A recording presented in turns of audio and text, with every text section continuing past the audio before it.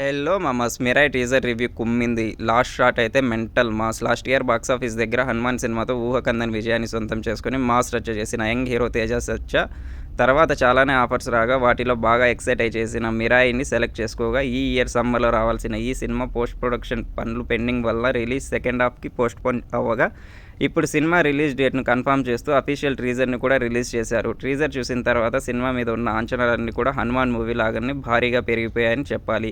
కథా పాయింట్ని కూడా కొద్ది వరకు రివీల్ చేస్తూ అతీత శక్తులను సొంతం చేసుకున్న విలన్ ఎలా తన ఆధిపత్యాన్ని చూపించాలని చూస్తున్నాడు.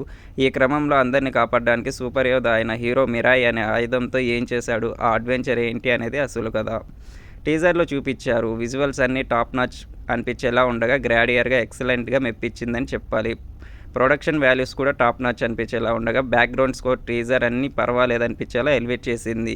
ఇక తేజ సజ్జా మరోసారి సూపర్ పవర్స్తో మెప్పించబోతుండగా మంచు మనోజ్ విలోనిజం ఈసారి హైలైట్ కాబోతుంది. టీజర్ చూస్తుంటేనే అర్థమవుతుంది. ఇక టీజర్లో అన్ని షాట్స్ ఒక ఎత్తు అయితే టీజర్ ఎండ్లో శ్రీరాముడు అడుగులు వేస్తూ వస్తుంటే వానరులన్నీ నమస్కారం చేస్తున్నట్లు చూపించిన షాట్తో మరో లెవెల్కి వెళ్ళిపోయిందని చెప్పాలి. 'హనుమాన్' టీజర్ ఎండ్లో కూడా 'హనుమాన్' షాట్స్ ఓ రేంజ్లో హైలైట్ అయ్యాయి. ఈసారి ఈ షాట్స్తో సినిమా మీద క్రేజ్ మరింతగా పెరిగే అవకాశం ఉండగా సినిమా సెప్టెంబర్ 5న గ్రాండ్గా రిలీజ్ కాబోతుంది.